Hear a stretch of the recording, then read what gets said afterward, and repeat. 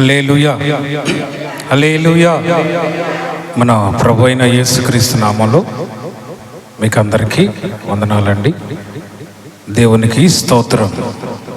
మరి గత వారమంతా దేవుడు తన అమూల్యమైన కృప చేత మనల్ని భద్రపరిచి ఇదిగో నేటి వరకు క్షేమంగా కాపాడారు.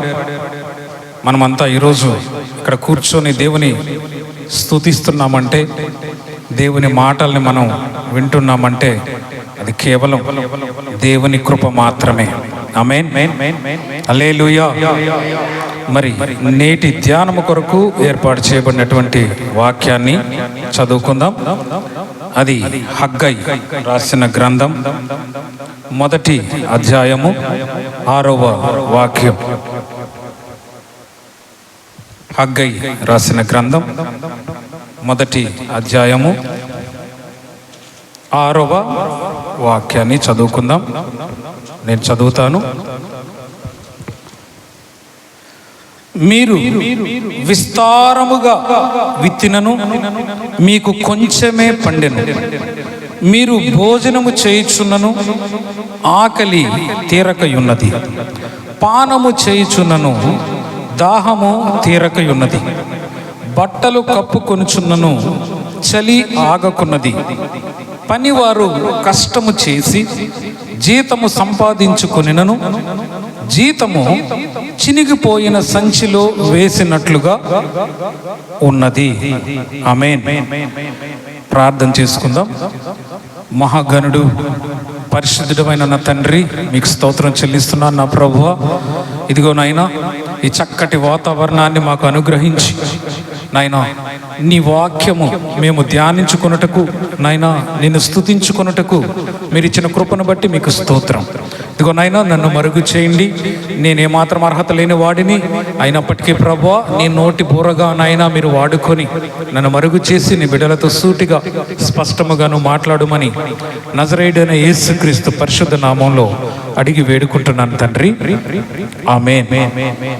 హల్లెలూయా, హల్లెలూయా, హల్లెలూయా. మరి చదవబడిన వాక్యంలో మీరు విన్నారు.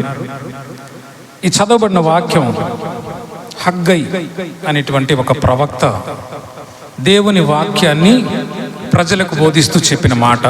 ఇక్కడ మనం ఈ వాక్యాన్ని గమనిస్తే ఎంత కష్టపడినా, ఎంతో శ్రమించినా, ఎంత సంపాదించినా, ఎంత తిన్నా, ఎంత తాగినా సంతృప్తి మీకు కలగట్లేదు. గమనించండి, మన జీవితంలో చాలామంది చాలా ప్రయాసపడుతూ ఉంటాం. పనికి వెళ్తాం, ఉద్యోగం చేస్తాం, వ్యాపారం చేస్తాం, ఎంతో సంపాదిస్తూ ఉంటాం, చాలా కష్టపడుతూ ఉంటాం. అయితే మనకు అన్ని సౌకర్యాలు సమకూర్చుకుంటాం. ఇల్లు, వాకిలి, ఏదైనా వాహనం, లేదా తినడానికి తిండి, ఇవన్నీ సమకూర్చుకున్నాము. అయినా మీకు తృప్తి కలగట్లేదు.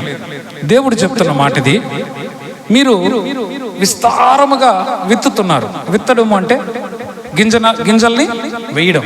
పొలంలో మీరు గింజలు విస్తారంగా వేస్తున్నారు, అయినా మీకు కొంచెమే పండింది. ఎందుకు దేవుడు ఈ మాట చెప్తున్నాడు అంటే, అసలు ఎందుకు ఈ వాక్య సందర్భం మీకు నేను వివరిస్తాను. ఇశ్రాయేలు ప్రజలు బబులోను అనేటువంటి ఒక మహాచెర నుంచి విడిపించబడిన రోజుల్లో 70 సంవత్సరాలు, సుమారుగా 70 సంవత్సరాలు భయంకరమైనటువంటి బానిసత్వంలో వాళ్ళు మగ్గిపోయారు. ఎక్కడ మగ్గిపోయారు? నేను ప్రతిసారి చెప్తూ ఉంటాను. బబులోను అనేటువంటి ఒక మహా సామ్రాజ్యంలోకి వీళ్ళు తీసుకురాబడి బానిసలుగా ఎంచబడి 70 సంవత్సరాలు విపరీతమైనటువంటి శ్రమలు అనుభవించారు. అయితే దేవుడు వాళ్ళని జ్ఞాపకం చేసుకొని ఆ బబులోను సామ్రాజ్యం నుంచి విడిపించి తమ సొంత దేశానికి, స్వదేశానికి తిరిగి తీసుకొచ్చాడు. ఇశ్రాయేలు ప్రజల్లో 2 సార్లు ఈ విధంగా విడిపించబడినట్లు మనం చూస్తాం. ఒకటి, ఐగుప్తు అనేటువంటి దేశం నుంచి విడిపించబడ్డారు. మోషే అనేటువంటి ఒక గొప్ప నాయకుని నాయకత్వంలో దేవుని యొక్క కృప చేత వాళ్ళు ఐగుప్తు నుంచి తీసుకురాబడ్డారు సొంత దేశానికి. ఐగుప్తులో వాళ్ళు సుమారు 400 సంవత్సరాలు బానిసలుగా ఉన్నారు. వాళ్ళు వచ్చి మర్యాదగా జీవించలా.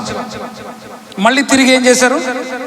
తప్పులు చేశారు, పాపం చేశారు. తప్పులు పాపం అంటే బైబిల్ ప్రకారం పరిశుద్ధ గ్రంథంలో వాళ్ళు ఏం తప్పులు చేశారయ్యా అని మనం చదివితే, అన్య దేవతల విగ్రహాలని వాళ్ళు పూజించారు, అన్యుల పారంపర్య ఆచారాలని పాటించారు, ఇష్టం వచ్చినట్లుగా ప్రవర్తించారు, న్యాయం లేదు, ధర్మం లేదు, మోషే రాసిపెట్టిన ధర్మశాస్త్రాన్ని ఎప్పుడో మర్చిపోయారు.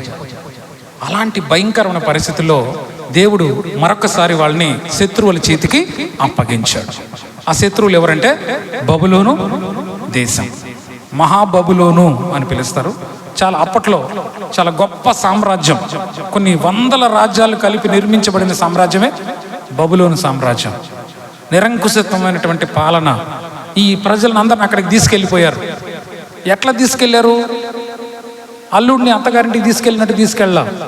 ఏంగా తీసుకెళ్లారండి వీళ్ళని? బానిసలుగా తీసుకెళ్లారు. ఏంగా తీసుకెళ్లారు? బానిసలుగా.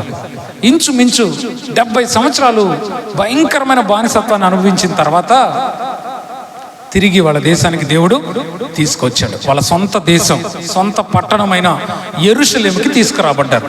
మంచిది. వీళ్ళు యుద్ధం జరిగినప్పుడు మనం చాలా సందర్భాల్లో ధ్యానం చేసుకున్నాం.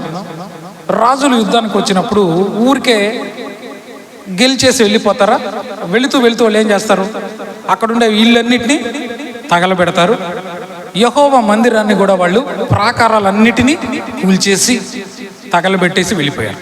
తిరిగి వచ్చేటప్పటికి యెరూషలేం పట్టణం ఎలా ఉందంటే, ఎటు చూసిన శిథిలాల కుప్పలు, గోడలన్నీ పడదోయబడి ఉన్నాయి. ఎటు చూసినా కాలిపోయినటువంటి మసి కనిపిస్తుంది. దేవుని మందిరం వాళ్ళు చూసినప్పుడు వాళ్ళకి చాలా బాధ కలిగింది. అయితే దేవుని మందిరాన్ని కడదాం ముందుగా అనుకున్నప్పుడు వాళ్ళకి చాలా అడ్డంకులు వచ్చాయి. దేవుని మందిర నిర్మాణాన్ని ఆపేసి ఇంకా మనం దేవుని మందిరాన్ని మనం తిరిగి కట్టలేము. ఎవరు కట్టారు దేవుని మందిరాన్ని? అప్పటికి అక్కడ సొలొమోన్ అనేటువంటి ఒక గొప్ప రాజు అద్భుతమైనటువంటి రీతిలో కట్టిన దేవాలయం, దాన్ని కూల్చేశారు. ఇంకా తిరిగి మనం కట్టలేము అనుకొని వదిలేసి వీళ్ళు ఏం చేస్తున్నారంటే తమ ఇండ్లు, తమ సొంత ఇండ్లు నిర్మించుకోవడంలో మునిగిపోయారంట. అంటే దేవుని మందిర నిర్మాణం విషయాన్ని విడిచిపెట్టి కేవలం వాళ్ళు ఏం చేస్తున్నారు? ఆ పడిపోయిన ఇల్లుని లేపడం, గోడలు కట్టుకోవడం, లేకపోతే వాళ్ళ సంప్రదాయంలో ఏం చేస్తారో అదే చేస్తున్నారు. అలాంటి పరిస్థితుల్లో హగ్గై అనేటువంటి ఒక ప్రవక్తని దేవుడు పిలిచి ఈ మాట చెప్పాడు. వీళ్ళు సొంత దేశానికి వచ్చారు, చక్కగా పంట పొలాల్ని సాగు చేస్తున్నారు, వ్యవసాయం చేస్తున్నారు, ద్రాక్ష తోటలు నాటుకున్నారు, ఒలీవ మొక్కలు నాటుకున్నారు, అంజూరపు మొక్కలు నాటారు. కానీ వాళ్ళకి ఎక్కడ కలిసి రావట్లేదు. అంటే పంట వేస్తారు రైతులు. పంట ఎందుకు వేస్తారండి? ఎందుకు గింజలు విత్తుతాం మనం? దాని నుంచి ఒక చక్కటి ఫలితం కోసం విత్తుతాం. అయితే వీళ్ళు విత్తినటువంటి విత్తనాల నుంచి వీళ్ళకి ఏం రావట్లేదంట, కొంచెమే పండుతుందంట. అంటే వాళ్ళు అనుకున్నంతగా పండట్లేదు. వాళ్ళు చక్కగా భోంచేస్తున్నారు, కానీ వాళ్ళకి ఏదో తెలియని లోటు, సంతృప్తి లేదు. నీళ్లు తాగుతున్నారు, ద్రాక్షారసం తాగుతున్నారు, కానీ వాళ్ళ జీవితాలు ఏం లేదు, తృప్తి లేదంట. బట్టలు కప్పుకున్నారు కానీ చలి ఆగట్లేదంట. అంటే ఇవన్నీ వాళ్ళు చేశారని కాదు దేవుని ఉద్దేశం ఇక్కడ. అంటే మీరు ఎంత కష్టపడుతున్నా, మీరు ఎంత శ్రమిస్తున్నా ఏది కలిసి రావట్లేదు అని దేవుడు చెప్తున్నాడు. మన జీవితంలో కూడా చాలా సందర్భాల్లో చాలా కష్టపడి మనం పనిచేస్తాం, కష్టపడి వ్యాపారం చేస్తాం, కలిసి రావు. మనం అనుకుంటాం చాలా సందర్భాల్లో, ఎందుకు నాకు ఇలా జరుగుతుంది, ఎందుకు నా దగ్గర ఇన్ని కష్టాలు ఉన్నాయి, నేను చాలా కష్టపడుతున్నాను కదా, నేను ఎంతో శ్రమిస్తున్నాను కదా, నాకెందుకు ఇలా జరుగుతుందని మనం చాలా బాధపడి ఒకానొక సందర్భంలో దేవుణ్ణి కూడా దూషిస్తూ ఉంటాం. నువ్వేం చేస్తున్నావయ్యా, నీ బిడ్డగా ఉంటే నాకేమి నువ్వు సహాయం చేయట్లేదే అంటే దేవుడు చెప్తున్నాడు. అదే హగ్గై మొదటి అధ్యాయం, అదే అధ్యాయంలో దానికి అసలు కారణం చెప్తున్నాడు. చూడండి అసలు ఎందుకు అట్లా జరుగుతుంది వాళ్ళ జీవితంలో అంటే 9వ వాక్యంలో చివరి మాట, నా మందిరము పాడై ఉండగా మీరందరూ మీ ఇండ్లు కట్టుకొనుటకు త్వరపడుట చేతనే కదా. ఆమేన్. దేవుడే ప్రశ్న వేశాడు, దేవుడే సమాధానం చెప్తున్నాడు. ఇశ్రాయేల్ ప్రజలను పిలిచి, అరే మీరు ఎంత తిన్నా మీకు ఆకలి తీరట్లేదు కదా, మీరు ఎంత వ్యవసాయం చేసినా మీరు అనుకున్నంత పంట పండట్లేదు కదా, మీరు ఎంత బట్టలు కప్పుకున్నా చలి ఆగట్లేదు కదా, ఎందుకో తెలుసా? తెలియదు ప్రభువా. ప్రభు సెలవిస్తున్న మాట, సమాధానం కూడా ఆయనే చెప్తున్నాడు. ఏమంట సమాధానం? నా మందిరము పాడై ఉండగా మీరు మీ ఇండ్లను కట్టుకొనుటకు త్వరపడుట చేతనే కదా. అర్థమైందా కారణం? మన జీవితంలో కూడా మనం ఏం చేసినా కలిసి రావట్లేదు, మనం ఏం చేసినా అభివృద్ధి జరగట్లేదు, సంతోషం లేదు, సమాధానం లేదు మన జీవితంలో. ఏంటి కారణం అని మనం చాలాసార్లు ఆలోచిస్తున్నాం. దానికి కారణం ఏంటంటే మనము దేవుని మందిరాన్ని నిర్లక్ష్యం చేస్తున్నాం. ఆమేన్. హల్లెలూయా. మరి ఇప్పుడే మనం అనుకున్నాం, వారమంతా మనం కష్టపడుతున్నాం, ఆదివారం పూట మందిరానికి సమయానికి రావడానికి మనకు చాలా కష్టం అయిపోతూ ఉంది. అంటే అది దేవుని పట్ల మనం చూపిస్తున్నటువంటి అవిధేయత, డిసొబీడియన్స్ అంటారు ఇంగ్లీష్లో. అవిధేయత అంటే ఏం కాదులే, ఎప్పుడైనా పోవచ్చులే, చిన్నగా పోదాంలే, ఈ వారం పోకపోతే ఏం కాదులే అని నిర్లక్ష్యం ప్రదర్శిస్తున్నాం. అంటే ఇక్కడ ఈ సందర్భంలో దేవుని మందిరం పడిపోయి ఉంటే దాన్ని కట్టకుండా మీరు వెళ్ళి మేమే ఇల్లు కట్టుకుంటున్నారు కదా, మీకు ఏది కలిసి రాదని దేవుడు చెప్తున్నాడు. ఇక్కడ మనకు ఈరోజు దేవుడు చెప్తున్న మాట ఏంటంటే, ఇక్కడ మందిరం ఏమీ పాడైపోయి లేదు, మందిరం బాగానే ఉంది, మందిరంలో ఆరాధన బాగానే జరుగుతుంది. మరి మందిరం ఎట్లా పాడైపోయింది అని మీరు అడగచ్చు. మందిరం పాడైపోయింది అంటే అర్థం ఏంటో తెలుసా? దేవుడు తనకిష్టమైన మందిరం ఏది అని చెప్పాడు బైబిల్లో, మీరు చెప్తారా? హస్తకృతములైన ఆలయాలలో నేను నివసిస్తానని చెప్పాడా? నో. నాకిష్టమైన మందిరం ఏదంటే మన హృదయం. ఆమేన్. దేవునికి ఇష్టమైనటువంటి ఆలయం, దేవునికి ఇష్టమైన మందిరం ఏంటో తెలుసా? మన హృదయం. ఇప్పుడు మీకు అర్థమవుతుంది. నా మందిరం పాడై ఉండగా అంటే అర్థం ఏంటంటే మన హృదయము పాడైపోయింది. ఏం పాడైపోయిందయ్యా? నా హృదయం బాగానే ఉంది, నేను బాగానే ఉన్నానంటే కుదరదు. పాడైపోవడం అంటే అర్థం ఏంటంటే నేనే తప్పు చేయట్లేదు, నేనేం అబద్ధం చెప్పట్లేదు, నేను మోసం చేయట్లేదు, నేను దొంగతనం చేయట్లేదు, నేను వ్యభిచారం చేయట్లేదు, నేనే తప్పు చేయట్లా, మరి నా మందిరం, నా హృదయం ఎందుకు పాడైపోయింది అని నువ్వు ప్రశ్నిస్తావేమో. మందిరం పాడైపోవడం అంటే ఇంకొక అర్థం ఇక్కడ ఉందండి. ఉదాహరణకి ఈ మందిరం అని తీసుకుందాం, ఈ చర్చి మందిరమే తీసుకుందాం. అంత బాగుంది. ఒక సంవత్సరం రోజులు మనం ఎవ్వరం ఈ మందిరంకి రాకుండా తలుపేసేసి తాళాలు వేసేసి ఒక సంవత్సరం తర్వాత వచ్చి చూడండి, ఈ మందిరం ఎలా ఉంటుందండి? పాడైపోయి ఉంటుంది. మొత్తం రాలిపోయిన ఆకులు, కుప్పలు, దుమ్ము, ధూళి మొత్తం నిండిపోయి ఉంటుంది. మందిరం బాగానే ఉంది కదా, పిల్లర్స్ బాగానే ఉన్నాయి, గోడలు బాగానే ఉన్నాయి, కప్పు బాగానే ఉంది కదా అంటే కుదరదు. మందిరం పాడైపోవడం అంటే అర్థం ఏంటో తెలుసా?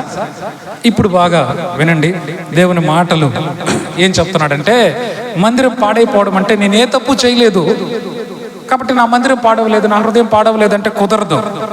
మందిరం బాగుండాలంటే మొట్టమొదటిగా నువ్వు చేయాల్సిన పని ఏంటో తెలుసా? దేవునితో సహవాసం కలిగి ఉండాలి. ఆమేన్. దేవునితో సహవాసం. దేవునితో సహవాసం లేకుండా నేను ఏ తప్పు చేయలేదు, నా హృదయం బాగుంది అంటే ఏమైందమ్మా? ఏమీ ఉపయోగం లేదండి. గమనించండి, నా హృదయం పాడైపోలేదు అంటే కుదరదు. నీ హృదయం పాడైపోలేదు అంటే నీ హృదయం ఎలా ఉండాలి? శుభ్రంగా ఉండాలి, పరిశుభ్రంగా ఉండాలి, పరిశుద్ధంగా ఉండాలి. మన సొంత నీతి మనకు పరిశుద్ధతని ఇవ్వదండి.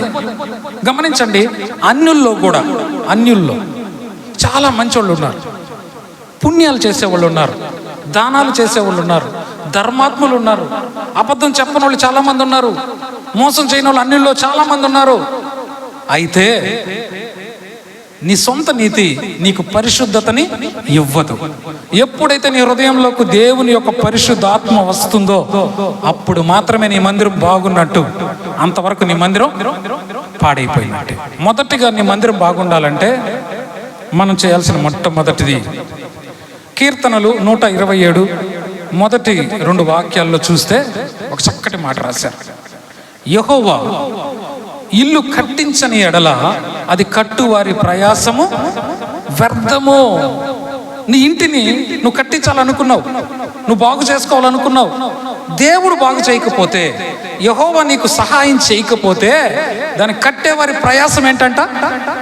వ్యర్థం. నువ్వెంత కట్టినా అలాగే పడిపోతుంది. దేవుని యొక్క సహాయం లేకుండా ఒక ఇంటిని నిర్మించడం అసాధ్యం. అదే మాట చెప్తున్నాడు, యెహోవా ఇల్లు కట్టించని ఎడల అది కట్టువారి ప్రయాసం వ్యర్థం. కాబట్టి ఈ మందిరం పాడైపోయినప్పుడు దేవుని మందిరాన్ని నువ్వు పట్టించుకోకుండా నీ సొంత ఇల్లును, అంటే నీ సొంత కుటుంబాన్ని, నీ కాపురాన్ని, లేకపోతే నీకు పక్కన వాళ్ళతో ఉన్న సంబంధాల కోసమే నువ్వు పాకులాడుతున్నావే, నీ దేవుని మందిరాన్ని పట్టించుకోవట్లేదని చెప్తున్నాడు దేవుడు. దేవుని మందిరం పాడైపోవడం అంటే అర్థం ఏంటంటే దేవునితో సహవాసం లేకపోవడం. ఆమేన్. చిన్నటి సహవాసం దేవునితో మనం కలిగి ఉండాలి. మనం ఏం చేయాలి? సహవాసం కలిగి ఉండాలంటే, దేవునితో సహవాసం కలిగి ఉండాలి మనం చేయాలండి, ప్రార్థన చెయ్యాలి. ఒకసారి మిమ్మల్ని మీరు పరీక్షించుకోండి. నిజంగా మన జీవితంలో మనం ప్రార్థన చేస్తున్నామండి అంటే మీ ఇష్టం, నేనేం చెప్పను. మనల్ని మనం పరిశీలించుకుందాం. నిజంగా మనం దేవునికి ప్రార్థన చేస్తున్నాము. రకరకాల ప్రార్థనలు ఉన్నాయి, చెప్పాలంటే చాలా రకాలు ఉన్నాయి. అయితే నేను చెప్తున్నాను, ప్రార్థన అంటే ప్రత్యేకంగా మంచి మంచి చక్కటి పదాలు ఉపయోగించి గొప్ప గొప్ప మహాగణుడా, మహోన్నతుడా, మహాకాశాలు పట్టజాలనటువంటి గొప్ప దేవుడా, ఇలాంటి పదాలు ఉపయోగించి చేయాలి కదా. మరి నాకు ప్రార్థన రాదే, నేను ఎలా ప్రార్థన చేయాలని మీరు అడగచ్చు. వెరీ సింపుల్ అండి.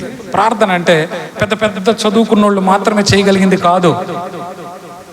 ప్రార్థన అంటే ఏందో తెలుసా? దేవునితో మాట్లాడటం. నీ స్నేహితుడితో నువ్వు ఎలా మాట్లాడతావో, మీ అమ్మతో నువ్వు ఎలా మాట్లాడతావో, మీ భార్యతో మీరు ఎలా మాట్లాడతారో, మీ భర్తతో మీరు ఎలా మాట్లాడతారో, మీ బిడ్డలతో మీరు ఎలా మాట్లాడతారో అలాగ మాట్లాడటమే ప్రార్థన. ఏంటి ప్రభువా, ఏంటి నాకు ఇట్లా చేసావు అడగచ్చు, తప్పేం లేదు. గమనించండి, ప్రత్యేకంగా ఒక పద్ధతిలో ఒక మూసలోనే ప్రార్థన చేయాలని రూల్ ఏమీ లేదు. దేవునితో నువ్వు మాట్లాడాలి, అదే ప్రార్థన. ప్రార్థన చేసావు. రెండో మాట చూడండి, రెండో విషయం చెప్తున్నాను, చాలా ముఖ్యమైన విషయం. చాలా మంది ప్రార్థన చేస్తారు. కొంతమంది ప్రార్థన మొదలు పెడితే 20 నిమిషాలు, అరగంట కూడా కంటిన్యూగా చేస్తారు. అయితే ప్రార్థనలో ఆనందిస్తున్నావా? నువ్వు ప్రార్థన చేస్తున్నప్పుడు నువ్వు ప్రార్థనలో సంతోషిస్తున్నావా? నువ్వు నిజంగా నీ ప్రార్థనలో సంతోషిస్తుంటే దేవునితో నిజమైన సహవాసం నీకు ఉన్నట్టు. దేవునితో మాట్లాడాలి. ఎలా మాట్లాడాలి? స్నేహితుడితో నువ్వు ఎలా మాట్లాడతావో అలాగ మాట్లాడాలి. ఏదో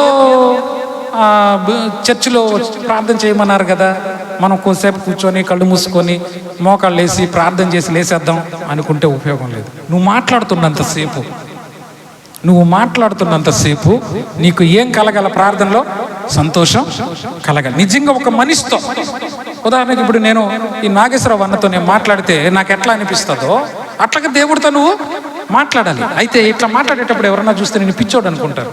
పర్లేదు, అనుకోని వీడేంట్రా పిచ్చోడ్లాగా మాట్లాడుతున్నాడు అనుకుంటారేమో, అనుకోనండి, పర్లేదు. దేవునితో మనం ఒక స్నేహితుడితో ఎలా మాట్లాడతామో అలాగా మాట్లాడాలి.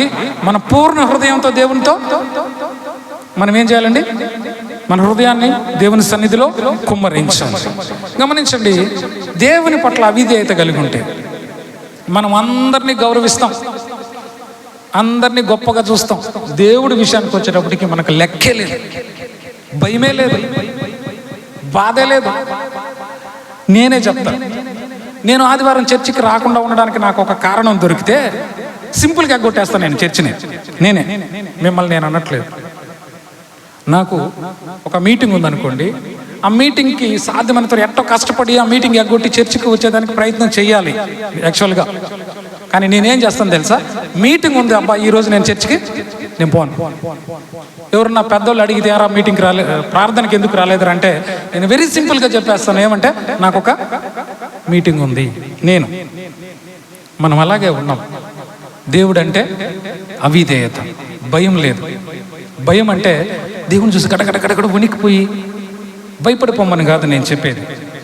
దేవుడు అంటే భయం అంటే అర్థం ఏంటంటే, ఎప్పుడైతే మనం దేవుని ప్రేమిస్తామో, దేవునికి ఎప్పుడైతే ఇష్టపడతామో, ఎప్పుడెప్పుడు దేవుని చూద్దామా, ఎప్పుడెప్పుడు దేవుని మందిరానికి వెళ్దామా, ఎప్పుడెప్పుడు ఆయన ఆరాధిద్దామా అనే ఆశ మనకు పుడుతుంది. ఆమేన్. దేవుని పట్ల మనకు సహవాసం ఉంటే. తర్వాత ఏంటంటే వాక్యాన్ని ప్రతిరోజు చదవాలి. ప్రతి వారం మీరు గమనిస్తే నేను ఈ 3 మాటలే ఎక్కువగా ధ్యానిస్తూ ఉంటాను మీతో కలిసి. మనం ఎప్పుడు ధ్యానించేది ఏం తెలుసా, రోజు ఏం చేయాలి, ప్రార్థన చేయాలి, ప్రతిరోజు వాక్యాన్ని చదవాలి. నువ్వు దేవునితో మాట్లాడాలి, దేవుడు నీతో మాట్లాడాలి. అట్లాగే దేవునితో సహవాసం. ఒక అబ్రహాంతో మాట్లాడేటప్పుడు, మోషేతో మాట్లాడేటప్పుడు దేవుడు ఎలా మాట్లాడాడు అంటేనంట, నిర్గమకాండంలో ఉంటది, ఒక మనుషునితో మాట్లాడినట్లు ముఖాముఖిగా మాట్లాడెను అని రాస్తున్నారు. దేవుడు మోషేతో ఎలా మాట్లాడాడంట, అబ్రహాంతో ఎలా మాట్లాడాడంట, ముఖాముఖి అంటే ఎదురెదురుగా మనుషులు నిలబడి మాట్లాడినట్టే మాట్లాడాడంట. మరి చూడండి, మనము ఎంత విస్తారముగా విత్తిన గొప్ప పంట వేసిన మనకు కొంచెమే పండడానికి కారణం ఏంటంటే, అసలైన విత్తనాలను మనం విత్తట్ల. అసలైన విత్తనాలు పక్కన పెట్టి పనికి మాలిన విత్తనాలని విత్తుతున్నాం. భోజనం చేసినా కూడా మనకు ఆకలి తీరట్లేదంట. అసలైన భోజనం ఈ రోజుల్లో మీరు చూస్తే రకరకాల భోజన పదార్థాలు మనకు కనిపిస్తున్నాయి.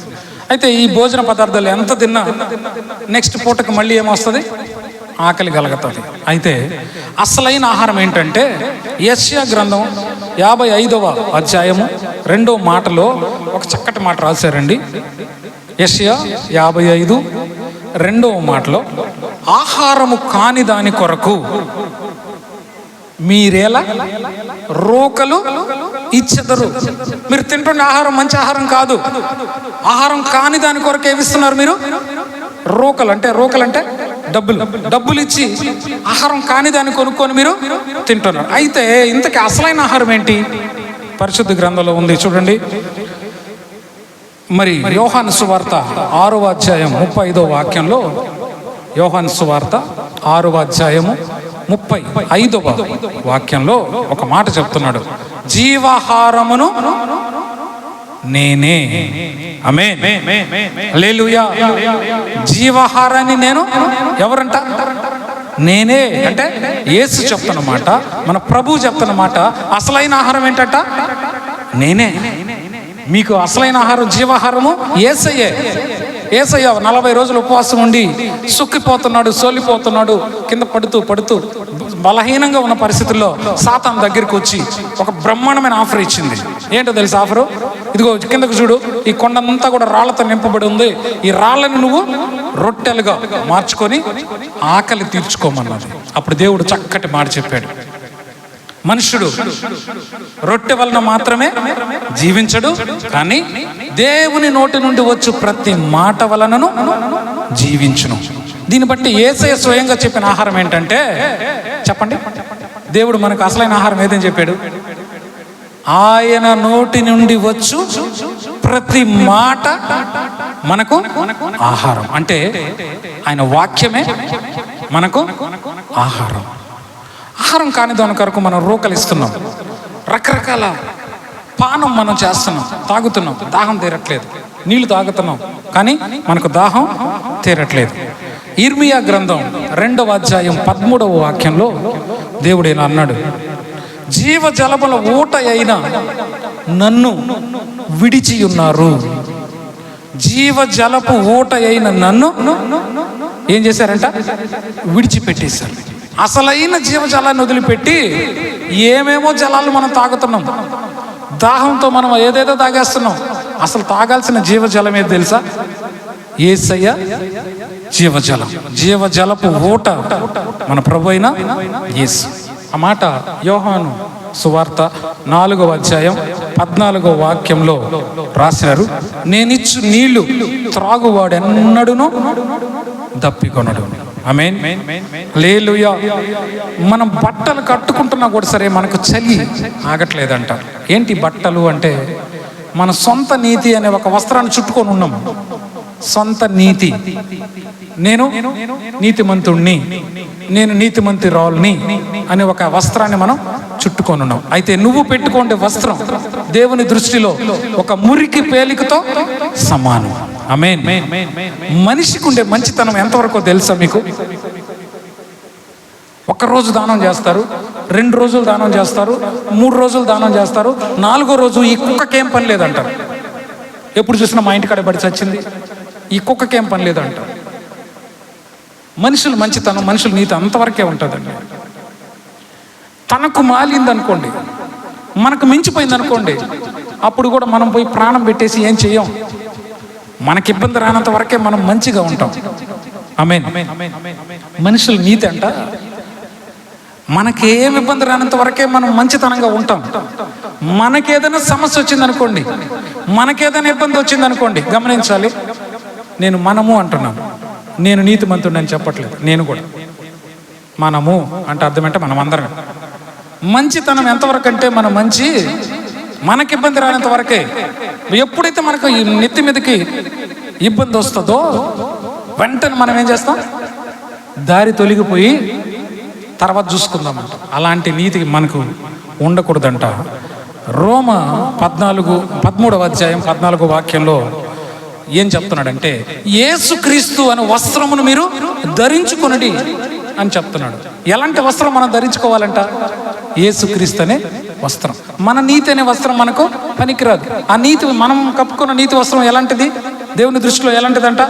యెషయా 64:6 అంటాడు, నీ సొంత నీతిది యెహోవా దృష్టికి మురికి పేలికతో సమానం.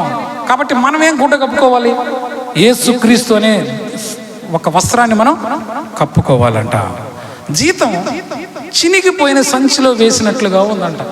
10,000 రూపాయల జీతం సంపాదిస్తున్నావు, తీసుకొచ్చి ఆ సంచిలో వేస్తే నువ్వు వేసావు అనుకుంటున్నావు, వేసిన జీతం వేసినట్టు ఏమైపోతుంది? వెళ్ళిపోతావు, రూపాయి కూడా మిగలట్లేదు. మన పరిస్థితి అదే. అందుకే దేవుడు ఏం చెప్తాడంటే, నీ జీతం నీ బిడ్డలకి నీకు అభివృద్ధినివ్వాలి అంటే దేవుని మార్గంలోకి నడు. ఆమేన్. దేవుని యొక్క మందిరాన్ని పట్టించుకో. దేవుని మందిరాన్ని పట్టించుకో అంటే మీరు మరి తప్పుగా అనుకోబాకండి. మందిరానికి కానుకలు తెమ్మంటున్నాడు అని చెప్పి అనుకోబాకండి. మీరేం కానుకలు తేబాకండి. మీ మందిరాలను మీరు సక్రమంగా నిర్మించుకోండి. దేవుని కృప వల్ల, దేవుని దయ వల్ల దేవుని మందిరం సంగతి దేవుడు చూసుకుంటాడు. దేవునికి ఇష్టమైన మీరు ఆయన మందిరం. మీ హృదయాల్ని సరి చేసుకుంటే, మన హృదయాల్ని మనం సరి చేసుకుంటే మన జీవితంలో కొంచెమే విత్తిన విస్తారముగా పండుతుందంట. ఆమేన్. ద్వితీయోపదేశకాండంలో ఇదే మాటని దేవుడు తిరిగి చెప్పున్నాడండి. ఇక్కడ ఏమన్నాడు తెలుసా? మీరు విస్తారంగా విత్తినా మీకు కొంచెమే పండుతుంది అని చెప్తున్నాడు కదా. ఇదే మాట ద్వితీయోపదేశకాండంలో ఒక దగ్గర ఏమంటాడంటే, మీరు కొంచెమే విత్తినా, కొంచెం విత్తనాలు మీరు విత్తినా మీకేం పడుతుంది? విస్తారముగా పంట పండుతుంది. ఎప్పుడు? మన హృదయాల్ని, దేవుని మందిరం అనబడే మన హృదయాన్ని మనం తిరిగి కట్టినప్పుడు. నీ మందిరం పాడైపోయిందా? దయచేసి ఒకసారి గమనించండి. ఏం పాడైపోలేదండి, నేనేం తప్పు చేయలేదు అనబాకండి. మందిరం పాడైపోవడం అంటే నేను చెప్పాను, నీ జీవితంలో ప్రార్థన లేకపోవడం, నీ జీవితంలో వాక్యం చదవకపోవడం, దేవుని మాట లేకపోవడం, దేవుని పాట లేకపోవడం, దేవుని బిడ్డలతో సహవాసం కలిగి ఉండకపోవడం, మందిరంకి వచ్చి ఆరాధనలో పాల్గొనకపోవడం, ఇవన్నీ కూడా మందిరం పాడైపోయింది అని చెప్పడానికి స్పష్టమైన సాక్ష్యాలు. ఒకసారి మీరు ఆలోచించుకోండి. నిజంగా నా జీవితంలో ప్రార్థన ఉందా? నా జీవితంలో వాక్యం నేను చదువుతున్నానా లేదా వింటున్నానా? నేను ఎప్పుడైనా దేవుని పాటను పాడి స్తుతిస్తున్నానా లేదా? దేవుని బిడ్డలతో కలిసి సహవాసం, దేవుని బిడ్డలతో సహవాసం కలిగి ఉండడం అంటే ఏంటండి? ఒక మాట ఇట్లా చెప్పాడంట పాస్టర్ ఒక సంఘంలో, మనం క్రీస్తునందు ఒకే శరీరం, మనం ఒకరితో ఒకరు సహవాసం కలిగి ఉండాలి అంటే అమ్మలక్కలు కూర్చొని కబుర్లు చెప్పుకోవడం మొదలు పెట్టారంట.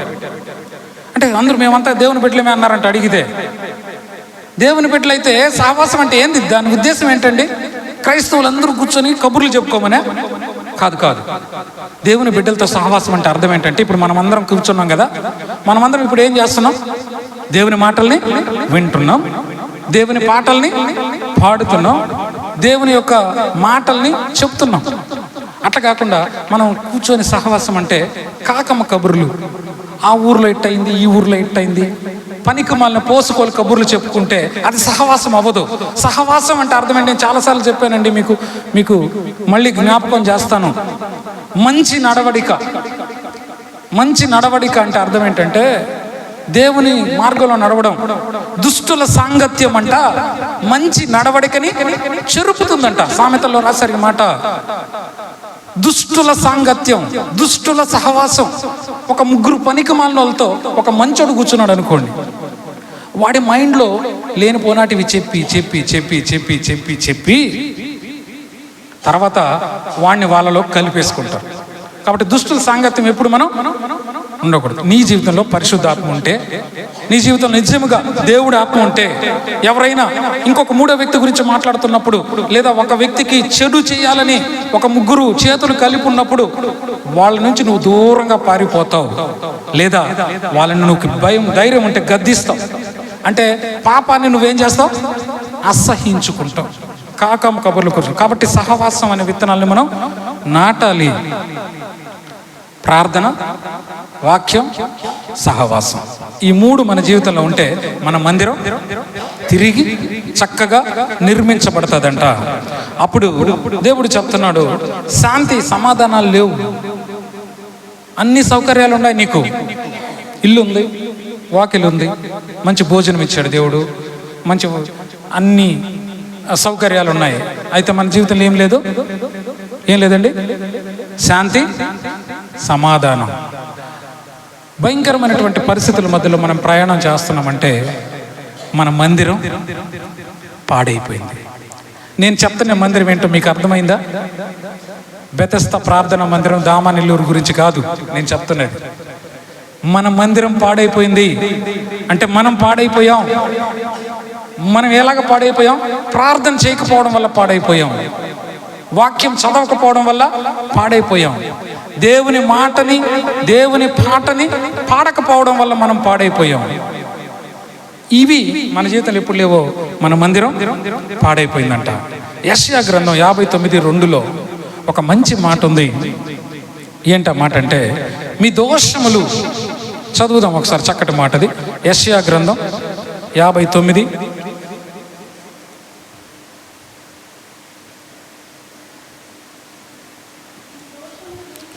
మీ దోషములు మీకును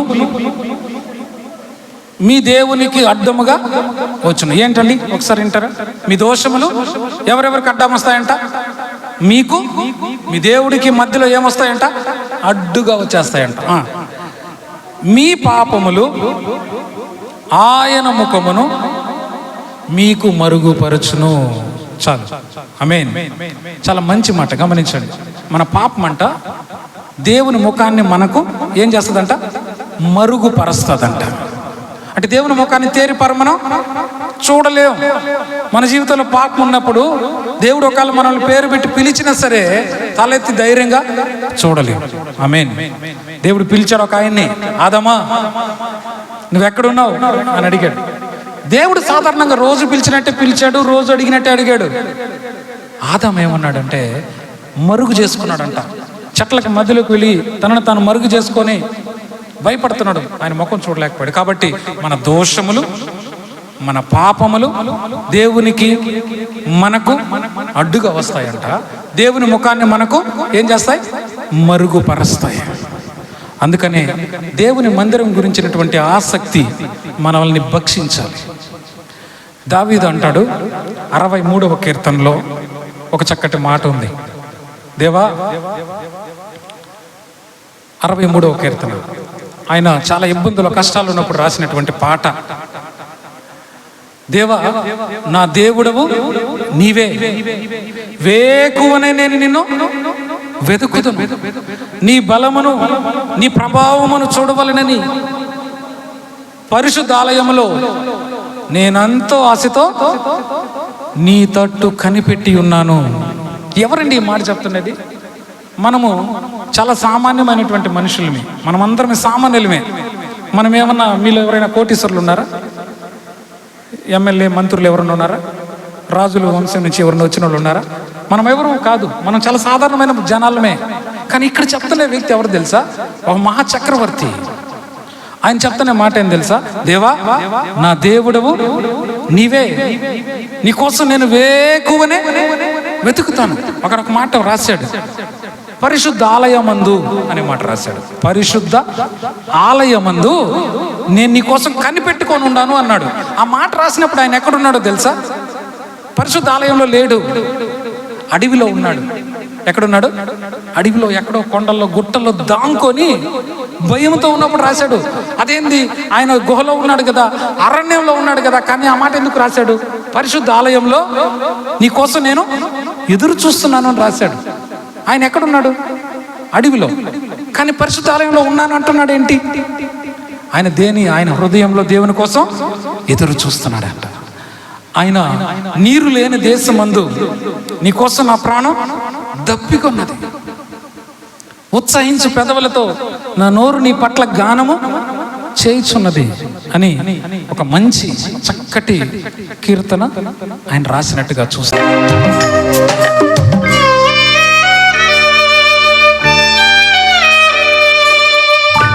దేవా, నా దేవుడవు నీవే, వేకువనే నిన్ను వెదకదను. దేవా, నా దేవుడవు నీవే, వేకువనే నిన్ను వెదకదను. నీ బలమును ప్రభావమును చూడా నేనెంతో ఆశతో ఉన్నాను. దేవా, నా దేవుడవు నీవే, వేకువనే నిన్ను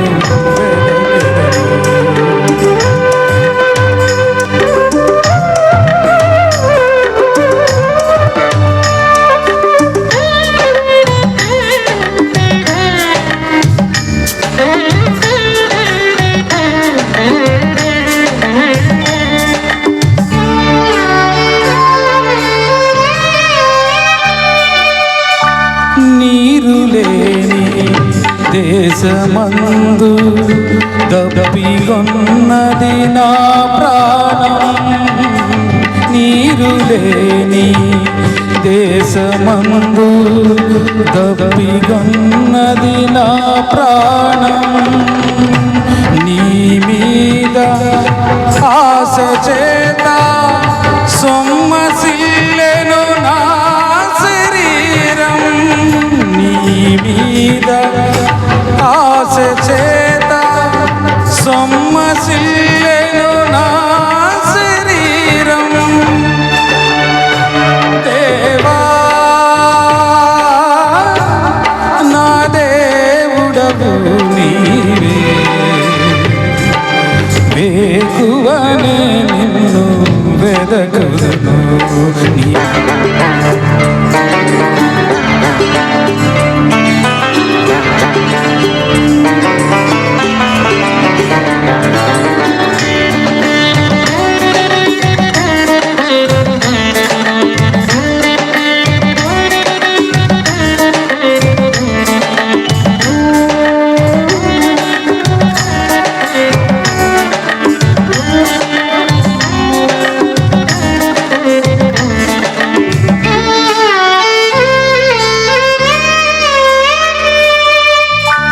ఉత్సహించు పెదవులతో నా నోరు చేసేను గానం.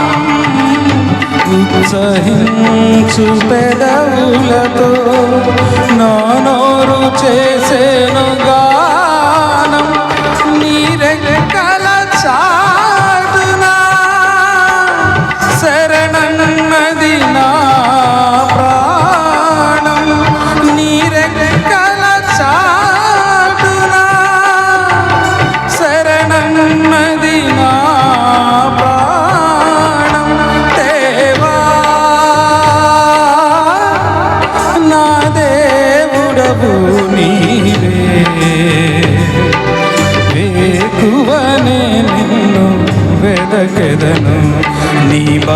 బలమును ప్రభావమును చూడా నేనెంతో ఆశతో ఉన్నాను దేవా.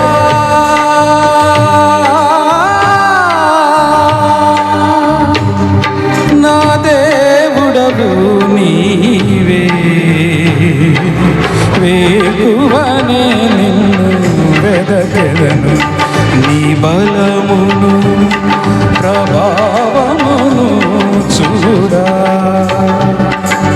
నేనెంతో ఆశతో ఉన్నాను.